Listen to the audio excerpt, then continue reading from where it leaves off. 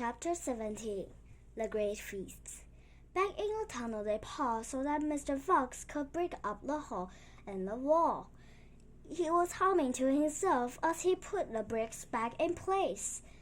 "I can still taste that glorious cider," he said. "What an impudent fellow Rat is." "He's a bad manners," Badger said. "All rats have bad manners. I never met a polite rat yet." "And he drinks too much," said Mr. Fox, putting the last bricks in place. There we are. Now, home to the feast." They grabbed their jars of cider and off they went. Mr. Fox was in front. The smallest fox came next, and Badger last. Along the tunnel they flew. They flew past the tunnel that led to Bun's mighty storehouse, past Bucket's chicken house number 1, and then up a long home stretched toward the place where they know Mrs. Fox could be waiting. "Keep on, my darlings," shouted Mr. Fox. "We'll soon be there.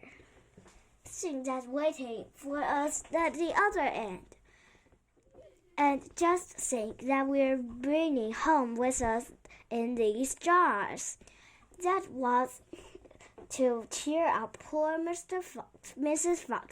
Mr. Fox sang a little song as he ran. "Home again, my swiftly I glide, back to my beautiful bride. She'll not feel so rotten as soon as she gotten some cider inside her inside." Then Badger joined on. "Oh, poor Mrs. Badger," he cried, "so hungry she very near died. But she'll not feel so bellow if only she'll swallow some cider inside her inside." They were still singing as they round the final corner and brushed upon the most wonderful and amazing sight of them had ever seen. The feast was just beginning. A large dining room had been hollowed out of the earth. In the middle of it, seated around a huge table, there were no less than 29 animals. There were Mrs. Fox and 3 small foxes, Mrs. Badger and 3 small badgers, Mole and Mrs. Mole and 4 small moles, Rabbit and Miss Rabbit and 5 small rabbits, Weasel and Miss Weasel and 6 small weasels. The table was covered with chickens and ducks and geese and ham and bacon, and everyone was tucking into the lovely food. "My darling!" cried Mrs. Fox, jumping up and hugging Mr. Fox. "We couldn't wait. Please forgive us." Then she hugged the smallest fox of all. Then Mrs. Badger hugged Badger, and everyone hugged everyone else. Amid shout for joy. The great jars of cider were placed upon the table, and Mr. Fox and Badger and the smallest fox sat down the others. You must remember, no one had eaten thing for several days. They were ravenous, for so a while there was no conversion at all. There was only a sound of crunching and chewing as animals attacked and scalloped food. At last Badger stood up.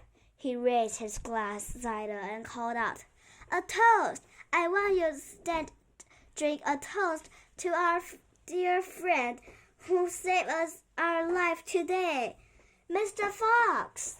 "To Mr. Fox!" they all shouted, standing up and raising their glasses. "To Mr. Fox! Long may he live!"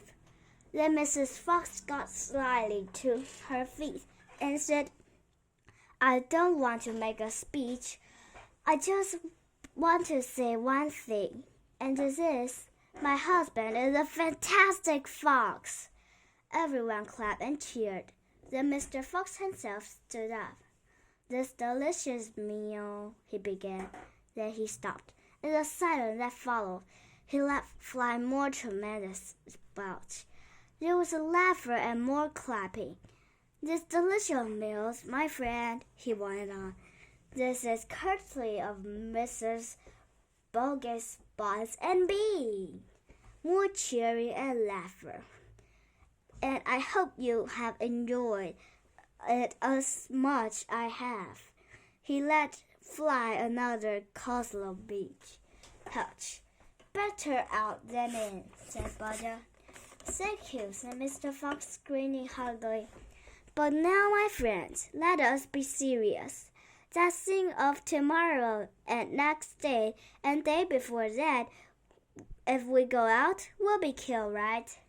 "Right!" they shouted. "We'll be shot before we've gone a yard," said Buster.